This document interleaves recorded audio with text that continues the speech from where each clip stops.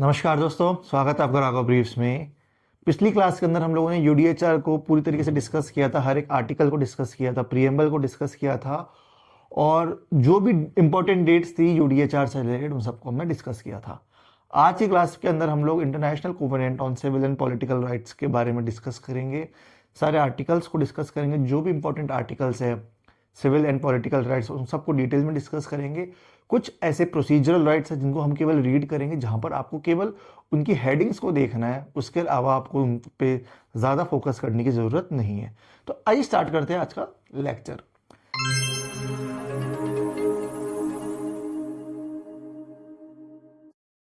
पिछली क्लास के अंदर मैंने आपको डिक्लेरेशन एंड कन्वेंशन के बीच में एक डिफरेंस बताया था, तो उसी डिफरेंस को एक बार हम लोग वापस देख लेते हैं।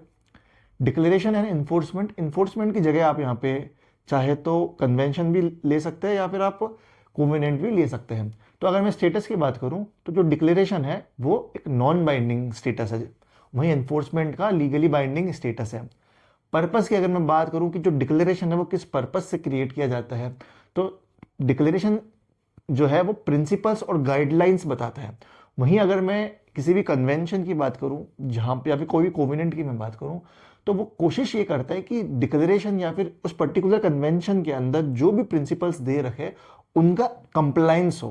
कि कोई भी प्रिंसिपल्स अगर कोई भी दूसरे डिक्लेरेशन में दे रखा है या फिर कोई प्रिंसिपल जो उस पर्टिकुलर कन्वेंशन या फिर कोवेनेंट में दे रखे, तो एटलीस्ट उसका कंप्लायंस होना जरूरी है।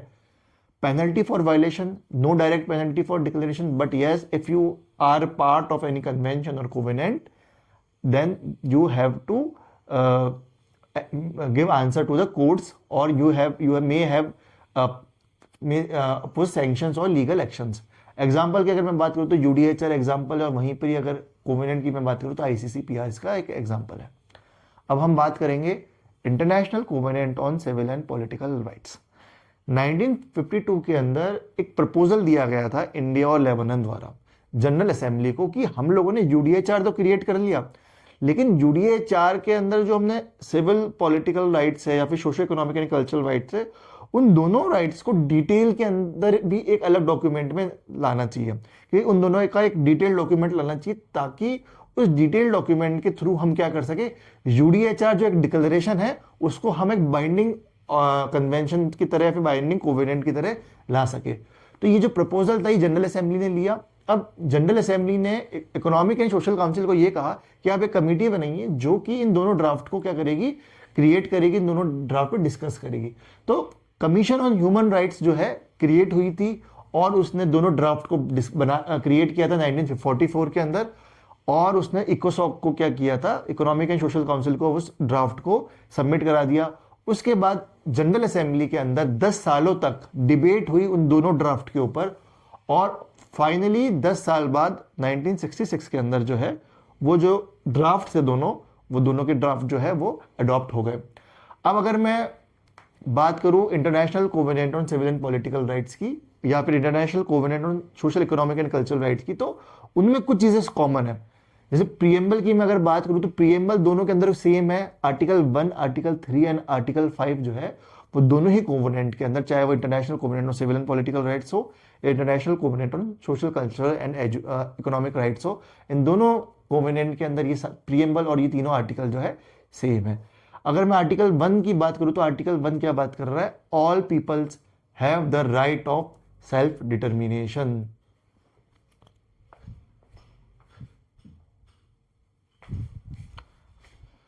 All people have the right of self determination. Self determination को आप सॉवरेनिटी से जोड़ सकते हो। कैसे कि सेल्फ डिटर्मिनेशन जो है वो एक स्टेट को ये पावर देता है कि आपको अगर इंटरनेशनल लेवल या फिर नेशनल लेवल पे कोई भी पॉलिसी बनानी है, कोई भी लॉज या फिर रेगुलेशंस बनाना है, तो आप स्वतंत्र हो उन लॉज को बनाने के लिए।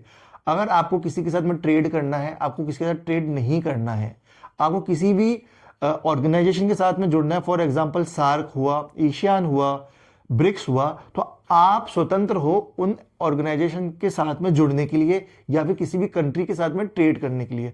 फॉर एग्जांपल अगर आप डब्ल्यूटीओ के साथ में जुड़ना चाहते हैं, जो कि आपको एक ट्रेड ऑर्गेनाइजेशन है, तो आपके ऊपर किसी भी कंट्री का कोई भी दबाव नहीं हो सकता कि वो आपको दबाव देवे कि आप डब्ल्यूटीओ से जुड़े ही जुड़े। नहीं, आप चाहे तो स्वतंत्र रूप से रह के अपने खुद के बेनिफिट्स को देख के, अपने खुद के लॉसेस को देख के ही आप डिसीजन दे सकते हैं, और जहां पे कोई भी कंट्री जो है किसी भी तरह का इंटरफेरेंस या फिर कोई भी इन्फ्लुएंस नहीं करेगी आपके डिसीजन पे।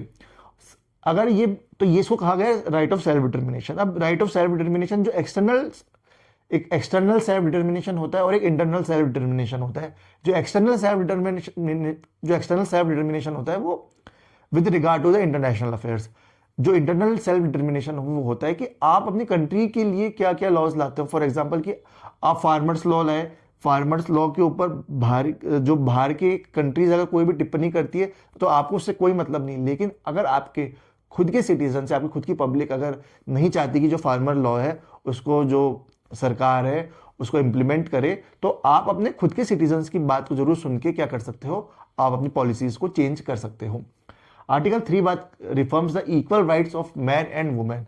जो आर्टिकल 3 है वो इक्वलिटी की बात करता है, जहां पे मैन और वुमेन को अगर हम ह्यूमन राइट्स प्रोवाइड कराते हैं तो सारे ह्यूमन राइट्स मैन और वुमेन के बीच में सारे ह्यूमन राइट्स जो है सेम तरीके से इंप्लीमेंट होने चाहिए और दोनों को इक्वली ह्यूमन राइट्स प्रोवाइड कराने हैं स्टेट द्वारा। आर्टिकल 5 जो है वो एक सेफगार्ड प्रिंसिपल है या फिर एक सेविंग प्रिंसिपल है जो कि प्रोटेक्ट करता है उन सारे राइट्स को जो कि आपको आईसीसीपीआर में प्रोवाइड करा रखे हैं। For example right to life, right to liberty. तो जो भी आपको राइट्स आईसीसीपीआर के अंदर प्रोवाइड करा रखे उन राइट्स को प्रोटेक्ट करने की जिम्मेदारी जो है वो आर्टिकल 5 उठाता है, जहां पे कोई भी स्टेट जो है अगर जिसने आईसीसीपीआर को रेटिफाई कर रखा है तो वो स्टेट जो है वो डिस्ट्रॉय नहीं कर सकता या फिर वो अपने ऐसे कोई भी आर्टिकल जो कि आईसीसीपीआर में प्रोवाइड कर रखे उनके अगेंस्ट में ऐसे कोई भी लॉ नहीं ला सकता जिसकी वजह से किसी भी इंडिविजुअल का जो ह्यूमन राइट्स है वो वायलेट हो। अब हम बात करेंगे आईसीसीपीआर के जनरल बॉडी के बारे में कि आईसीसीपीआर में कितने आर्टिकल्स है, कितने चैप्टर्स है। The ICCPR contains about 53 articles divided into 6 parts. तो अगर आपसे पूछा जाए कि टोटल पार्ट्स कितने, तो 6 पार्ट्स है और टोटल आर्टिकल्स कितने हैं, तो 53 आर्टिकल्स है। Adopted by the UN general on December 16, 1966। केवल अडॉप्शन की बात की जाए तो 16 दिसंबर 1966 को जो है आईसीसीपीआर अडॉप्ट हुआ था। वहीं अगर ये बोला जाए कि इफेक्ट जो इन्फोर्समेंट डेट है वो कौन सी डेट है, तो उसकी डेट है 23 मार्च 1976। आपको ये दोनों डेट बहुत अच्छे से याद रखनी है। अडॉप्शन डेट है 16 दिसंबर 1966, वहीं अगर मैं बात करूं एनफोर्समेंट डेट की तो एनफोर्समेंट डेट है 23 मार्च 1976 की। अब ये पूछा जाता है कि आईसीसीपीआर को क्रिएट करने का जो एक्चुअल आइडिया है वो कहां से आया। तो 1945 सैन फ्रांसिस्को कॉन्फ्रेंस के अंदर जो बेसिकली आईसीसीपीआर को क्रिएट करने का आइडिया नहीं आया था, यूडीएचआर को क्रिएट करने का आइडिया आया था। लेकिन अगर आपसे क्वेश्चन पूछा जाए कि आईसीसीपीआर को का जो जेनेसिस है वो सैन फ्रांसिस्को कॉन्फ्रेंस में, वही आपको याद रखना है। ये एक तरह का फैक्ट है जो कि आपको याद रखना है, क्योंकि हमने यूडीएचआर के बाद ही सोचा था कि हम सिविल एंड पॉलिटिकल राइट्स और social culture and economic right के लिए दो अलग अलग जो डॉक्यूमेंट है वो क्रिएट करें जो कि बाइंडिंग डॉक्यूमेंट हो। अब हमको टोटल 6 पार्ट दे रखे हैं, तो जो फर्स्ट 3 पार्ट है, पार्ट 1, पार्ट 2 एंड पार्ट 3, वो पार्ट 1, 2 एंड 3 किसकी बात करते हैं, राइट्स एंड फ्रीडम्स की बात करते हैं। वहीं जो पार्ट 4, 5 एंड 6 है वो बात करते हैं इंप्लीमेंटेशन प्रोसीजर की, किस तरीके से जो फर्स्ट, सेकंड और थर्ड राइट जो दे रखे उनको कैसे इंप्लीमेंट कर सके, तो उनके रिगार्डिंग जो है 4th, 5th और 6th बात करते हैं। तो पार्ट 1 जो है राइट टू सेल्फ डिटर्मिनेशन, जो केवल आर्टिकल 1 है जिसके अंदर। पार्ट 2 है general obligation and emergency derogation जो कि आर्टिकल 4 है। पार्ट 3 के अंदर civil and political rights 22 articles है total. Part 4 human rights committee 18 articles है इसमें टोटल। आर्टिकल 5 बात कर रहा है relation with UN and natural resources जिसमें 2 आर्टिकल्स है, और पार्ट 6 जो है वो फाइनल प्रोविजन जिसमें टोटल 7 आर्टिकल्स है। अब हम डिटेल के अंदर सारे आर्टिकल्स को डिस्कस करेंगे और आप कॉपी पेन अपने साथ में रख लीजिए, क्योंकि ये आर्टिकल्स अब डायरेक्टली आपसे यूजीसी नेट में पूछने लगे हैं। कोई सा भी आपसे आर्टिकल पूछा जा सकता है, तो एटलीस्ट आपको हेडिंग पता होनी चाहिए किस हर एक आर्टिकल की। आपको अंदर के सब प्रोविजंस नहीं हो कोई बात नहीं, लेकिन एटलीस्ट आपको हेडिंग पता होनी चाहिए, क्योंकि अब बहुत ज़्यादा जो क्वेश्चंस है वो डिटेल में आने लगे। तो आप एक कॉपी और एक पेन जो है अपने साथ में रख लीजिए। जहाँ पे भी आपको लगता है कि मैं फास्ट जा रहा हूँ तो आप वीडियो को पॉज कर दीजिए वहीं पर ही और उस आर्टिकल को अपनी कॉपी में नोट कर लीजिए। तो आर्टिकल 1 बात कर रहा है, it recognise the right of all people to self determination including the right to freely determine their political status, pursue their economic, social and cultural goals and manage and dispose of their own resources. मैंने अभी recently discuss किया था आपसे कि right to self determination क्या होता है, तो वही सारी चीज़ें जो आप इसमें बता रखी है कि जो भी स्टेट है वो फ्रीली डिटरमाइन कर सकता है अपने पॉलिटिकल स्टेटस को, कि पॉलिटिकल स्टेटस का मतलब क्या हो गया है कि आप अपनी कंट्री में किस तरह की जो गवर्नेंस है उस तरह से रूल्स, आप प्रेसिडेंशियल चाह रहे हैं, आप पार्लियामेंट्री चाह रहे हैं, या फिर आप एक इस्लामिक कंट्री है तो आपने घोषित कर दिया, डिक्लेयर कर दिया कि हम एक इस्लामिक कंट्री है, जैसे रिपब्लिक ऑफ पाकिस्तान बोला जाता है या फिर रिपब्लिक ऑफ ईरान, तो आप घोषित कर सकते हो कि आपका जो पॉलिटिकल स्टेटस है वो क्या है। अब पॉलिटिकल जो स्टेटस है वो दोनों तरीके से आपको यहाँ पे देखना पड़ेगा कि आपकी कंट्री के हिसाब से आपका पॉलिटिकल स्टेटस क्या है और इंटरनेशनल अफेयर्स में भी आपका पॉलिटिकल अफेयर्स क्या है, तो आप दोनों चीजें जो है यहाँ पे खुद से डिक्लेयर कर सकते हो। Economic, social and cultural goals का मतलब क्या हुआ है कि आप किस तरीके से इकोनॉमिकली आप आगे बढ़ना चाहते हो, इकोनॉमिक पॉलिसीज कौन कौन सी आप क्रिएट करना चाहते हो, आप लिबरलाइजेशन, ग्लोबलाइजेशन और प्राइवेटाइजेशन के जो एडमिक्सचर को आप किस तरीके से यूज करते हो। सोशल एंड कल्चरल गोल्स का मतलब होता है कि आप अपने सिटीजन्स को कितना सोशली और कल्चरली जो है एक्टिव रख रहे हो। फॉर एग्जाम्पल कि कुछ ऐसी कंट्रीज है जो कि लॉज जिन्होंने सोशली और कल्चरली क्या कर रखा है, बाउंड कर रखा है सिटीजन्स को कि वो कुछ पर्टिकुलर चीजें नहीं कर सकती, उनको अलाउड नहीं है। Manage and dispose of their own resources, resources का मतलब ये नहीं है कि केवल आपके जो भी खनिज हुए या फिर नहीं, हर एक तरह का रिसोर्स, चाहे पोर्ट हुआ, एयरपोर्ट हुआ, वाटर रिसोर्सेज हुआ, एयर रिसोर्सेज हुआ, तो सारे के सारे जो रिसोर्सेज है उसको आप मैनेज और डिस्पोज करो, तो आपको किसी भी दूसरी कंट्री से पूछने की जरूरत नहीं है कि मुझे अपने रिसोर्स को कैसे यूज करना है। आर्टिकल 2 बात कर रहा है state obligation and effective remedy. Article 2 जो है वो स्टेट पे एक ऑब्लिगेशन क्रिएट कर रहा है कि आपकी ऑब्लिगेशन है कि जो कोवेनेंट आईसीसीपीआर के अंदर जो भी आर्टिकल्स है, फ्रीडम और राइट्स की बात कर रहे हैं, वो सारे राइट्स और फ्रीडम जो है आपको अपने सिटीजन्स को प्रोवाइड करानी होगी। और अगर किसी भी तरह का राइट या फिर जो फ्रीडम है वो अगर वायलेट होता है तो आपको उसके लिए एक इफेक्टिव रेमेडी भी प्रोवाइड करानी होगी, कि जब तक इफेक्टिव रेमेडी नहीं होगी तब तक आपके उन राइट्स और फ्रीडम्स का कोई मतलब नहीं है। आर्टिकल 3 बात कर रहा है जेंडर इक्वलिटी को, मैं ऑलरेडी डिस्कस कर चुका हूं। मैन और वुमेन जो है ह्यूमन राइट्स के अंदर दोनों जो ह्यूमन राइट्स होंगे वो दोनों ही सेम तरीके से एक्सरसाइज कर सकेंगे। ऐसा नहीं हो सकता कि आप किसी के साथ में डिस्क्रिमिनेट कर रहे हो। आर्टिकल 4 बात कर रहा है derogation in time of public emergency. Article 4 जो है वो स्टेट को ये पावर देता है कि अगर कुछ कंटिजेंसी आ जाती है, कुछ इमरजेंसी आ जाती है, तो आप चाहे तो कुछ पर्टिकुलर राइट्स को क्या कर सकते हो, आप डेरोगेट कर सकते हो, उन पर्टिकुलर राइट्स को अनएनफोर्सेबल कर सकते हो, या फिर वो जो राइट्स है आप अपने सिटीजन से छीन सकते हो कोई भी इमरजेंसी आ जाती है। तो पब्लिक इमरजेंसी स्टेट्स में only take measures derogating from their obligation in time of public emergency, strict necessity या फिर बहुत ज्यादा जरूरी है तो आप इस तरह का जो स्टेप्स है वो उठा सकते हो। लेकिन भले ही कितनी बड़ी इमरजेंसी आ जाए, कितनी बड़ी नेसेसिटी आ जाए या फिर कंटिजेंसी आ जाए, लेकिन कुछ नंबर ऑफ राइट्स है जो स्टेट्स जो है किसी भी इंडिविजुअल से नहीं छीन सकता। तो वो कौन कौन से राइट्स है? Right to life under article 6, freedom from torture और क्रूअल, इनह्यूमन और डिग्रेडिंग ट्रीटमेंट और punishment under article 7, freedom from slavery, servitude and force labour under article 8, freedom from imprisonment merely on the ground of inability to fulfill a contractual obligation, Article 11, the principle of legality in criminal law under Article 15, recognition everywhere as a person before the law under Article 16, and the last freedom of thought, conscience and religion under Article 18। तो ये सारे articles आप किसी भी तरीके से किसी भी इमरजेंसी या कंटिजेंसी में भी किसी भी इंडिविजुअल से नहीं छीन सकते। ये सारे जो राइट्स है, ये सारे राइट्स जो है इंडिविजुअल के साथ में हमेशा बने रहेंगे। आर्टिकल 4 जो है वो नॉन डिस्क्रिमिनेशन की बात भी कर रहा है कि जो स्टेट है वो किसी भी तरह का डिस्क्रिमिनेशन नहीं कर सकता किसी भी सिटीजन के साथ में on the ground of race, colour, sex, language, religion और on social ground, social origin. Article 5 मैंने ऑलरेडी बात डिस्कस कर लेते कि non destruction and saving clause है, जहां पे ये आपको प्रोवाइड कराते कोई भी जो स्टेट है अपने लॉज, अपने जो राइट्स, जो फ्रीडम्स है जो वो इंडिविजुअल को प्रोवाइड करा रहा है, सिटीजन को प्रोवाइड करा रहा है, तो कोई भी स्टेट के पास में ये पावर नहीं है कि वो उन राइट्स को या तो डिस्ट्रॉय कर दे या फिर उनकी मिस इंटरप्रेट करे अपने एजेंडा को फुलफिल करने के लिए। अब हम पार्ट 3 की तरफ जाएंगे, substantive rights and fundamental freedoms of individual, जो कि आर्टिकल 6 से लेकर आर्टिकल 27 तक हमको मेंशन है। आर्टिकल 6 बात कर रहा है protect the right of every human being to life, this is also called a right to life. जो राइट टू लाइफ हमने यूडीएचआर में देखी थी आर्टिकल 3 के अंदर, और जो राइट टू लाइफ हम लोग इंडियन कॉन्स्टिट्यूशन में देखते हैं under article 21 of the constitution. Protect the right of every human being to life, including those sentenced to death, which may be imposed only for the most serious crime in accordance with the law। देखिए right to life तो आपको provide कर रखी है article 6 के अंदर, लेकिन right to life के अंदर एक right to give death penalty भी है। लेकिन जो डेथ पेनल्टी अगर आप देते हो या फिर कोई स्टेट या फिर कोई कोर्ट अगर डेथ पेनल्टी देती है, तो उसको ये ध्यान रखना है कि आप जब तक कि बहुत हीनियस क्राइम ना हो या फिर कुछ rarest of the rare crime ना हो, तब तक आप डेथ पेनल्टी मत दीजिए, क्योंकि आर्टिकल 6 जो है वो स्ट्रांगली राइट टू लाइफ की बात कर रहा है।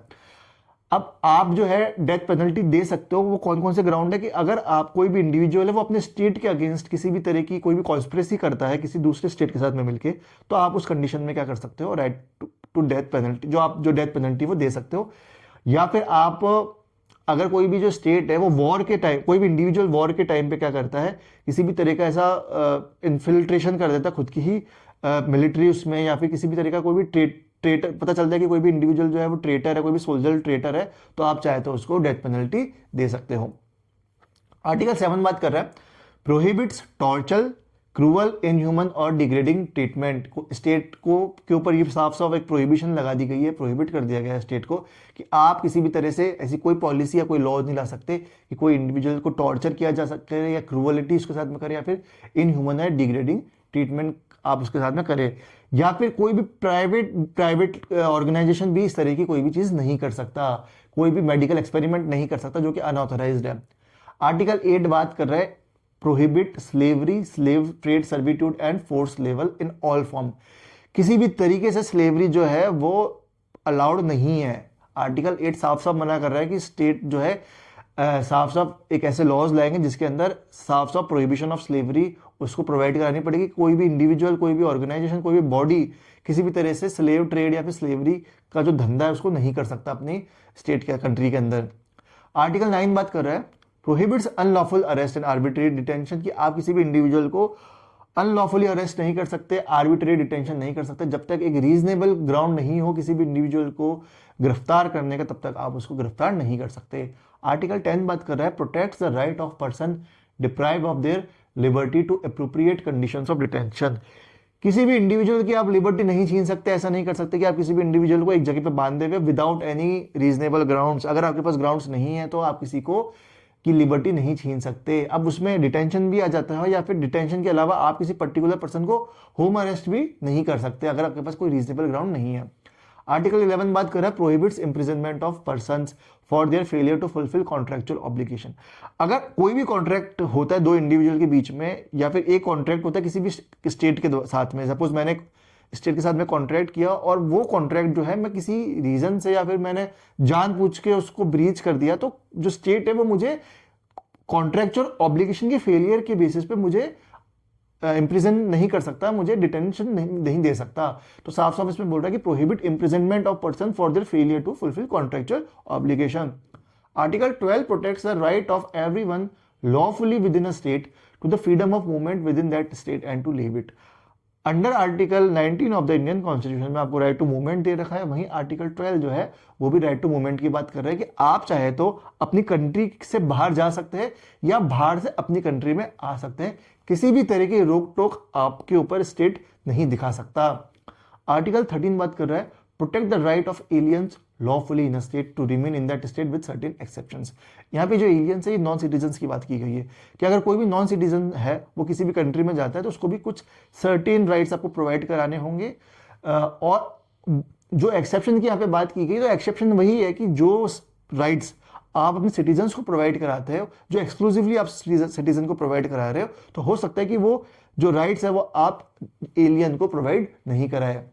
आर्टिकल 14 बात कर रहे हैं for example constitution of India के अंदर 14, 15, 16, 19, 20, 29 और 30 जो है वो केवल सिटीजन्स को प्रोवाइड किया गया है, और बाकी जो अदर राइट्स है वो सारे के सारे जो है सिटीजन और नॉन सिटीजन दोनों को जो है उपलब्ध करा रखे हैं। आर्टिकल 14 बात कर रहा है protects the right of everyone to a fair trial.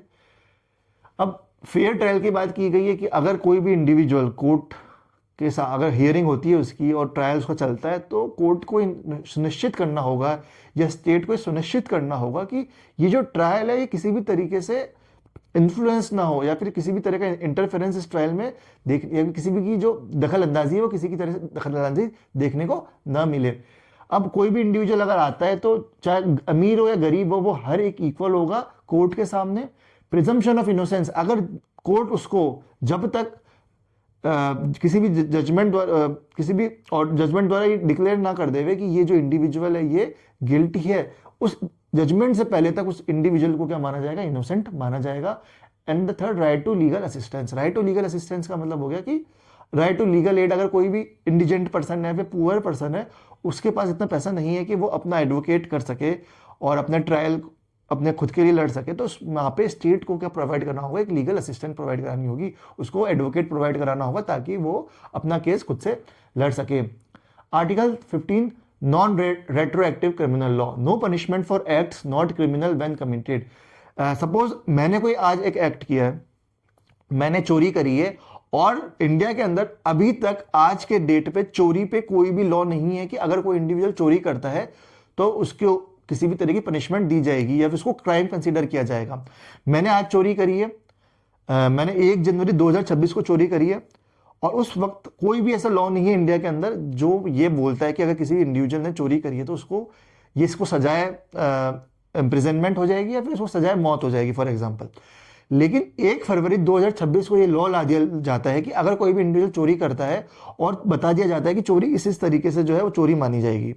और मैंने जो 1 जनवरी को चोरी करी थी वो भी मेरे ग्राउंड जो है वो उस चोरी के लॉ, जो थेफ्ट के लॉज के अंदर आते हैं।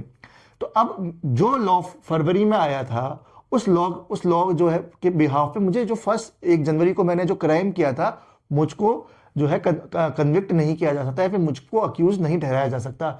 जिस वक्त जो लॉ एग्जिस्ट कर रहे हैं उसी के बेसिस पे किसी की भी लायबिलिटी या किसी की भी जो राइट्स है वो डिस्कस होंगे, वो डिक्लेयर होंगे। उससे पहले अगर उसने कोई एक्ट किया है तो वहां पे उसकी किसी भी की भी तरह से जिम्मेदारी या फिर जवाबदेही नहीं होगी।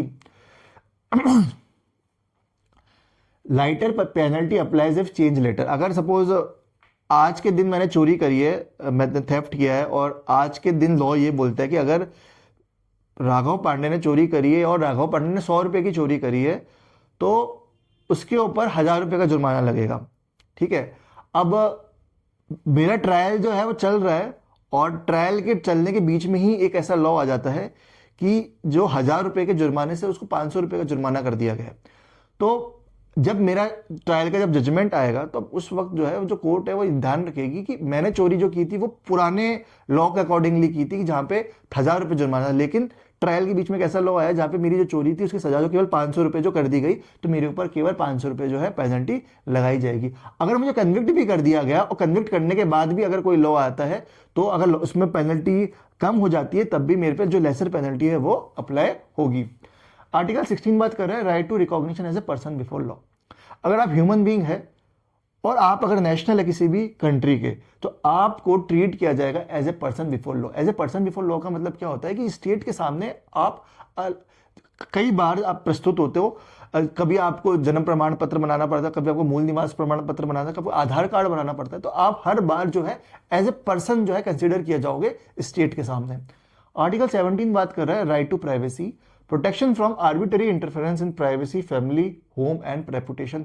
राइट टू प्राइवेसी हमने यूडीएचआर में भी देखा था और हम लोगों ने इंडियन पॉलिटी में हम देखते हैं कि जो 2017 के अंदर जो पुट्टास्वामी केस है उसके अंदर सुप्रीम कोर्ट ने जो रिकॉग्नाइज किया था कि राइट टू प्राइवेसी जो आईसीसीपीआर के अंदर आर्टिकल 17 में पहले से ही दे रखा है। अब privacy with regard to family, home and reputation, इन चारों ग्राउंड्स के ऊपर आपको यहाँ पे प्राइवेसी जो है प्रोवाइड करा रखी है। आर्टिकल 18 बात कर रहा है freedom of thought, conscience and religion, जो कि आर्टिकल 25 ऑफ द कॉन्स्टिट्यूशन है। आर्टिकल 19 बात कर रहे हैं freedom of expression, same article 19 UDHR के अंदर हमको देखने को मिल रहा है जहां पे फ्रीडम ऑफ ओपिनियन है। इंडियन कॉन्स्टिट्यूशन के अंदर भी freedom of speech and expression, और यहाँ पे भी आर्टिकल 19 फ्रीडम ऑफ एक्सप्रेशन की बात कर रहा है। Includes freedom to seek, receive and impart information and ideas. आप जो इंफॉर्मेशन ले रहे हैं किसी भी सोर्स से उसको भी फ्रीडम ऑफ एक्सप्रेशन के अंदर इंक्लूड किया गया है। आर्टिकल 20 बात कर रहा है prohibition of propaganda for war and hatred, ban और war propaganda and incitement for hatred. Article 20 बात करें right of peaceful assembly. Article 22 बात करें freedom of association, includes right to form and join trade unions. Article 23 बात कर रहा है protection of family, right to marry and found a family. ये बहुत इंपॉर्टेंट है, ये यूजीसी नेट में बहुत इंपॉर्टेंट है। Protection of family, right to marry and found a family, इसको आप स्टार लगा लीजिएगा। Article 24 right of the child, right to protection as a minors without discrimination. किसी भी माइनर के ऊपर जो भी 18 साल से कम है उसके ऊपर किसी भी तरह का डिस्क्रिमिनेशन नहीं होना चाहिए। इनफैक्ट माइनर की यहाँ पे पर्टिकुलरली बात की गई, लेकिन डिस्क्रिमिनेशन इन जनरल भी किसी भी पर्सन का किसी भी एज या फिर किसी भी अक्रॉस, अगर मैं बात करूँ रिलीजन लिंग्विस्टिक या फिर एथनिसिटी में किसी के साथ में डिस्क्रिमिनेशन नहीं होना चाहिए। Article 25 right to participate in public affairs, right to vote and be elected. अब पब्लिक अफेयर्स जो है दो तरीके से यहाँ पे, या तो आप गवर्नमेंट के अंदर आप सर्विस दे रहे हो तो वहां पे भी जो गवर्नमेंट को प्रोवाइड करेगी एक रीजनेबल अपॉर्चुनिटी कि आप गवर्नमेंट के अंदर सर्विस कर सकते हो, या फिर आप गवर्नेंस को गवर्नेंस के जो गवर्नमेंट जो अथॉरिटी जो क्रिएट हो रही है या फिर जो इलेक्शन हो रहे हैं उसके अंदर आप अपना जो पब्लिक पार्टिसिपेशन है वो भी यहाँ दे सकते हो through right to vote and election. Equality before the law, equal protection of law and prohibition of discrimination. Article 26 is very important. Article 14 of Indian constitution से आप इसको याद रखना है कि आर्टिकल 14 ऑफ इंडियन कॉन्स्टिट्यूशन है वो correspond to the article 26 of ICCPR, equality before the law, equal protection of law and prohibition of discrimination. Article 27 right of minorities, right of ethnic, religious, linguistic minorities to enjoy their cultural, religion and language. Article 29 and 30 of the Indian Constitution. अब हम बात करेंगे part 4 की। अब part 3 तक हम लोग सारे राइट्स एंड फ्रीडम को डिस्कस कर चुके हैं। पार्ट 4 से हम लोग जो है प्रोसीजरल मेथड पे जाएंगे, इन्फोर्समेंट मेथड पे जाएंगे कि किस तरीके से जो फर्स्ट, सेकंड और थर्ड पार्ट के अंदर आपको राइट्स और फ्रीडम्स प्रोवाइड कर रखी थी उन राइट्स फ्रीडम्स को आप किस तरीके से इन्फोर्स करा सकते हो। पार्ट 4, 5 और 6 के को डिस्कस करेगी ह्यूमन राइट्स कमेटी का जो स्ट्रक्चर है वो क्या है। आर्टिकल 28 बात करें human rights committee, establishment of the committee to monitor implementation. Implementation किस चीज का, कि अगर कोई भी ह्यूमन राइट्स का वॉल्यूशन होता है और कोई भी इंडिविजुअल जो है वो कंप्लेन करता है ह्यूमन राइट्स कमेटी को, तो कमेटी की ये जिम्मेदारी होगी कि वो ये ध्यान देखे कि कौन सी कंट्री जो है किस तरीके से वायलेट कर रही है किसी भी इंडिविजुअल के ह्यूमन राइट्स को। आर्टिकल 29 बात करें composition of committee, members, qualification and representation. Article 30 talks about election of member. Article 31 term of office. Article 32 talks about vacancies. Article 33 talks about secretariat of the committee.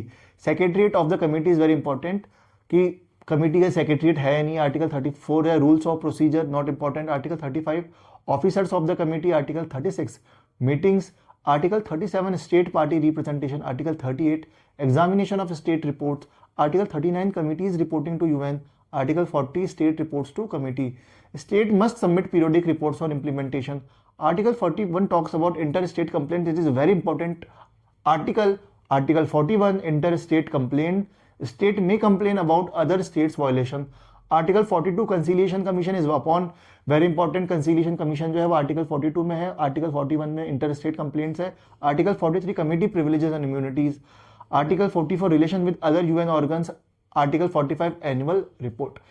Part 5 बात कर रहा है relationship with other international laws.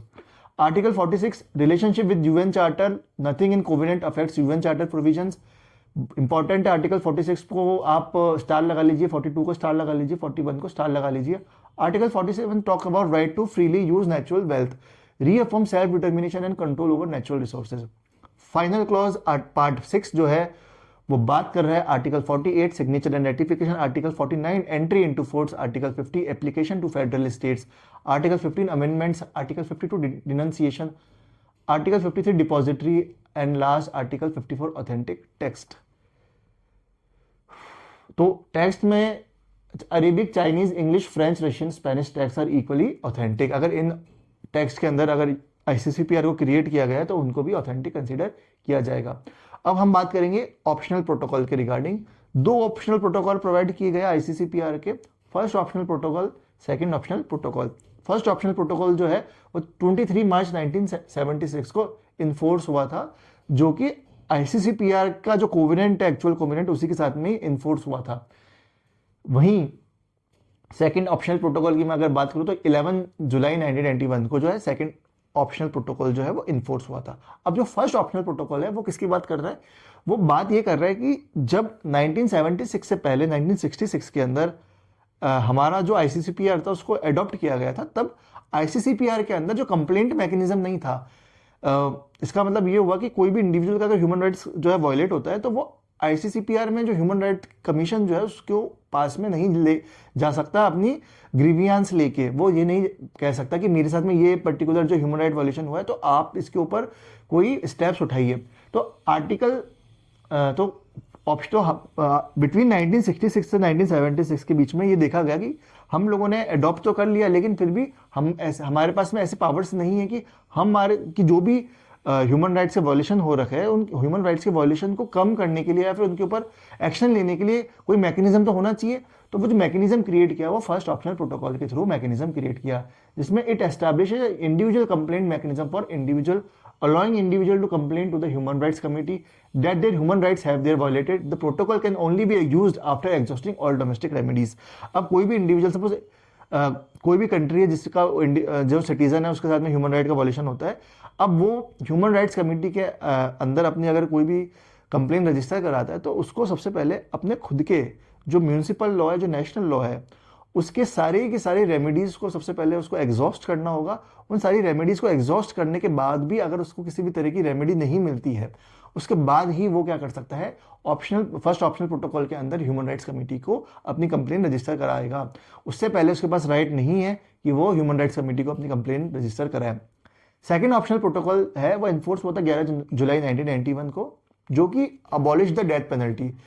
अगर कोई भी country जो है अब किसी भी सिटीजन को डेथ पेनल्टी देती है तो उसको रिकंसीडर करना चाहिए अंडर ऑप्शनल प्रोटोकॉल 2। तो अगर किसी ने ऑप्शनल प्रोटोकॉल को रेटिफाई किया है तो वो डेथ पेनल्टी नहीं दे सकती, लेकिन अगर किसी ने केवल आईसीसीपीआर के कोवेनेंट को रेटिफाई किया है तो वो डेथ पेनल्टी दे सकती है अंडर सम सर्कमस्टेंसेस। वो सर्कमस्टेंसेस हम लोगों को आर्टिकल 6 के अंदर दे रखे। However, countries were permitted to make a reservation allowing for use of death penalty for the most serious crime of a military nature and committed during war। तो वो जो भी कंट्रीज जो है वो इन पर्टिकुलर रीजंस के बेसिस पर्टिकुलर ग्राउंड्स पे जो है डेथ पेनल्टी दे सकती है। अब हम डिस्कस करेंगे लिमिटेशंस ऑफ आईसीसीपीआर की। The rights given in the covenant are not absolute, they are subject to certain limitations. हमने देखा था कि कुछ कंटीजेंसी और कुछ इमरजेंसीज आने पे क्या हो सकता है, स्टेट जो है वो पर्टिकुलर राइट्स और फ्रीडम को क्या कर सकता है, कर्व कर सकता है, सप्रेस कर सकता है। Restrictions can be put on these rights when necessary to protect national security, public order, public health और moral। किसी भी राइट्स के ऊपर आप किसी भी तरह का रेस्ट्रिक्शंस लगा सकते हो, लेकिन वो जो ग्राउंड्स है वो किस पे होने चाहिए, वो नेशनल सिक्योरिटी पे होनी चाहिए, पब्लिक ऑर्डर, पब्लिक हेल्थ और मॉरल। आर्टिकल 25 और article 26 of the Indian constitution के ऊपर भी मे बी आपको जो right to profess, propagate and religion जो है आपका, आप अपने रिलीजन को भी तभी प्रोफेस प्रोपोगेट करेंगे जब आप subject to certain morality, health और पब्लिक ऑर्डर की। अगर आपके रिलीजन को प्रोफेस करने की वजह से किसी भी तरह का लॉ एंड ऑर्डर अगर जो है हैम्पर हो रहा है या फिर किसी की भी हेल्थ को इशू क्रिएट हो रहा है तो आप जो है उस पर्टिकुलर रिलीजन को प्रोफेस नहीं कर सकते। ये मैंने ऑलरेडी आपको आर्टिकल 4 के अंदर डिस्कस कर दिया गया था कि कुछ पर्टिकुलर इमरजेंसी में कौन कौन से जो राइट्स है उनको स्टेट किसी भी तरीके से कर्व नहीं कर सकता। पोजीशन ऑफ इंडिया की मैं अगर बात करूं तो India is a party to the convention but not to the optional protocol. India ने केवल कन्वेंशन को रेटिफाई किया है, प्रोटोकॉल को रेटिफाई नहीं किया है। तो आज के लिए बस इतना ही। नेक्स्ट क्लास के अंदर हम international covenant of socio economic and cultural rights के बारे में पढ़ेंगे। अगर आपने राघव ब्रिज को अभी तक सब्सक्राइब नहीं किया तो प्लीज राघव ब्रिज को सब्सक्राइब कीजिए। Thank you.